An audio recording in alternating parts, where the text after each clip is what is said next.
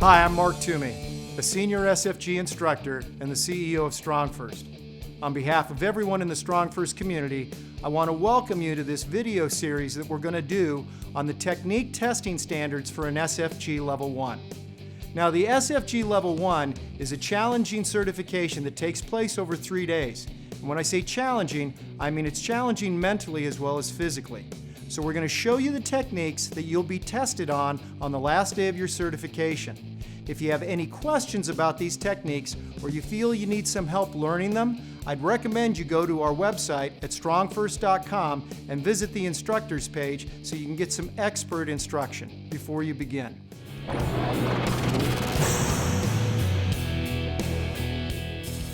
Now, before we start going through the standards and showing you these demonstrations, let's take a couple of minutes to talk about safety. Before you start any new exercise program or change an existing training program, check with a trusted medical professional to make sure that your body is up to the task. Be smart about how you train. If at any time during a training program you feel faint or dizzy, set the kettlebell carefully on the floor and step away. Remember, you want to listen to your body so that your training program continues to move forward. Make sure you train in an area that has enough room, so if you need to abort a lift or terminate an exercise, you can do so safely, not just for your sake, but for the safety of everyone around you. Never compete for the same space as a kettlebell.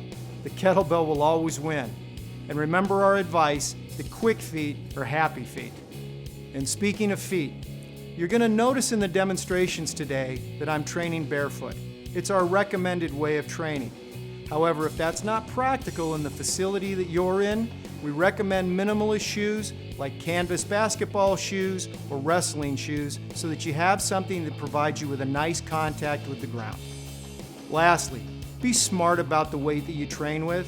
If you need to use a lighter weight to learn some of these movements, by all means use the lighter weight. And as soon as you have the movement down, it's time to start challenging your body.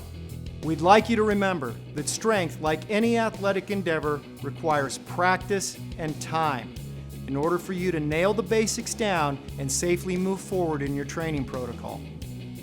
Well, now that we've gone through the introduction and some basic safety rules, why don't we take a look at the techniques that you're going to be tested on when you attend an SFG Level 1.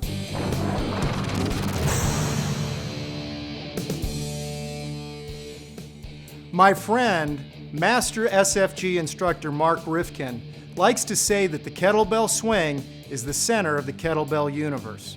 Learning the basics of hinging and power generation through the hips will provide you with the requisite platform to learn more advanced kettlebell ballistics like the Snatch. Now, let's take a look at the 11 points of technique testing for the double kettlebell swing. The testing condition. Swing a pair of snatch-sized kettlebells back between your legs and then in front of you up to chest level for 10 repetitions. The standards are: the back is neutral, the neck is slightly extended or neutral on the bottom of the swing. The heels, toes, and the balls of the feet are planted and the knees track the toes. The shoulders are packed. The kettlebell handles pass above the knees during the backswing. The arms are straight in the bottom position. There is no forward knee movement on the upswing. The body forms a straight line on the top of the swing. The hips and knees extend fully. The spine remains neutral. The kettlebells form an extension of the straight arms at the top of a swing. A slight elbow bend is acceptable. The biomechanical breathing match is required. The abs and glutes visibly contract at the top of the swing. The kettlebells float momentarily on the top of a swing.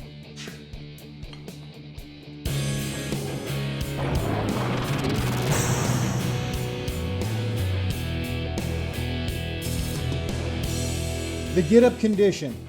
Lie on your back, pick up a snatch-sized kettlebell with both hands, and press it to the starting position.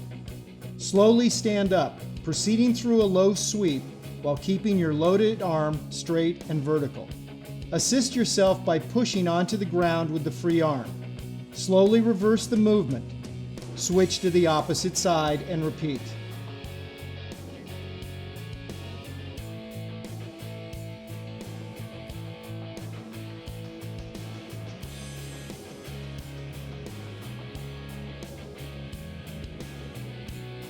No other exercise supports shoulder stability and mobility like the get-up. Learning the get-up will teach your body how to stabilize a weight overhead as your body moves through multiple positions. Our friend Gray Cook likes to point out that stabilizers provide you with a mechanical advantage in becoming stronger. And getting stronger is what the SFG is all about. Use both hands to lift the kettlebell off the ground to the starting position, and use both hands to return it to the ground at the end of the get-up. The wrist on the kettlebell side remains neutral. The elbow on the kettlebell side is locked and the shoulder is packed. Packing refers to the retraction of the head of the humerus as well as retraction and depression of the scapula. The shoulder of the free arm does not shrug up. The heel of the foot on the kettlebell side stays planted during the low sweep, the lunge up to standing, and the reverse of these actions. As you're learning the get-up, you may have to adjust your feet before moving from one portion of the lift to the next. Adjusting your foot is fine, but the planted foot must never move while you're sweeping the extended leg rearward or ascending on the lunge.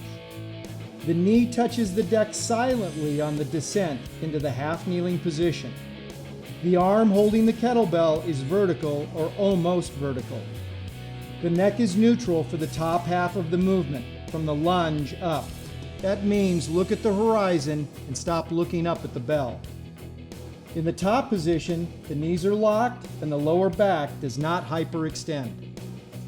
When moving the bell from one side to another, always halo the bell around your head. Never drag the kettlebell across your face or chest, even if you have excellent dental insurance.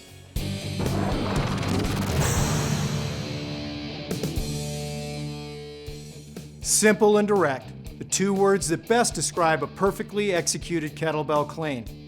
Your press is never going to be any better than your clean, so practicing and developing an excellent double kettlebell clean, it'll make your press better and it's going to do wonders for your front squat as well.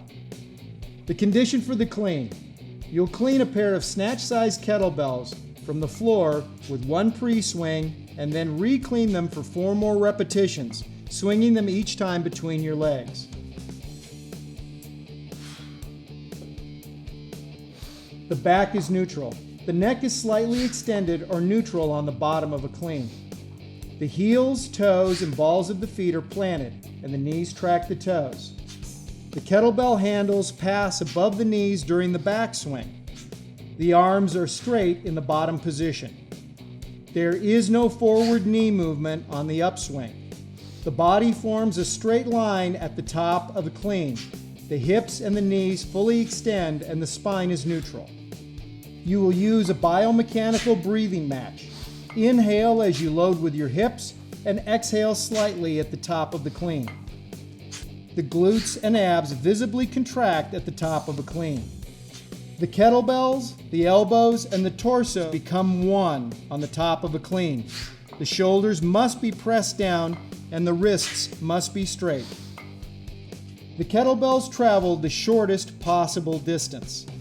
The kettlebells come in contact with the forearms on the top of the clean with no impact. For health reasons, ladies may not hit their breasts or their arms with kettlebells when performing a clean.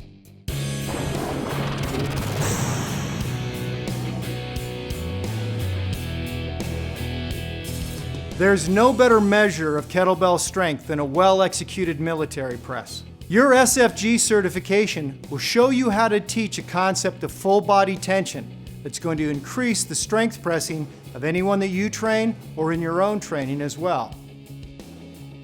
The press condition.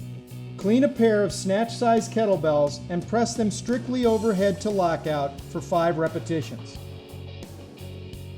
In the rack position, the fist must be below the chin level. The kettlebells must remain in a rack position for a 1 count before each press. Press with the knees locked, the neck neutral, and no back bend. Keep the quads, glutes, and midsection tight. The torso may lean slightly back, but the lean may not increase during the press. The shoulders may not elevate in the range between the rack and the point where the handle is at eye level. The forearms remain vertical or nearly vertical throughout the press. The wrists may not hyperextend. Use biomechanical breathing match. Lock out the elbows completely and pause. Pause for 1 second in the rack without relaxing and press again.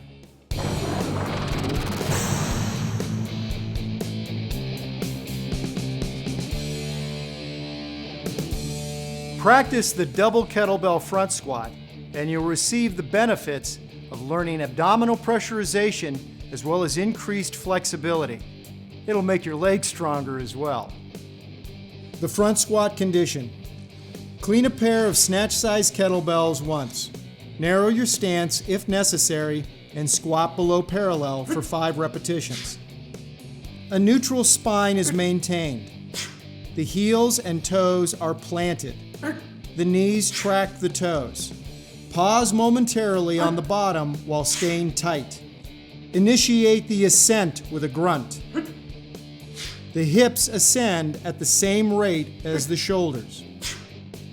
The hips and knees fully extend on the top of the squat. Although not tested, it is recommended that the neck remain neutral during the squat.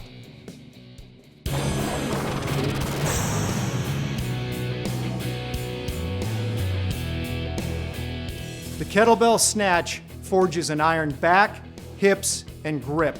The snatch develops outstanding cardiovascular conditioning with carryover to running, jumping, or even fighting. One member of a special operations unit observed that a snatch workout is the closest thing you can do to being in a fight without throwing a punch. So why don't we take a look at the czar of kettlebell lifts. Snatch condition. Snatch an appropriate sized kettlebell for 5 repetitions on each arm. Again, all of the key points that apply to the swing apply to the snatch.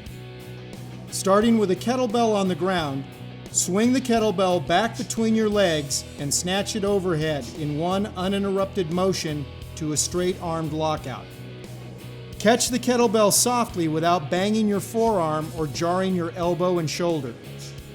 At the lockout, the arm must be level with the head or behind the head, the neck neutral, and the lower back not hyperextended. Maintain the fixation for a second at the top, with the arm and legs straight and the feet and body stationary. Actively lower the bell between your legs in one loose, uninterrupted motion, close to the body without touching the chest or shoulder, and snatch again. Be explosive and practice the biomechanical breathing match. Here's a note on switching the bell.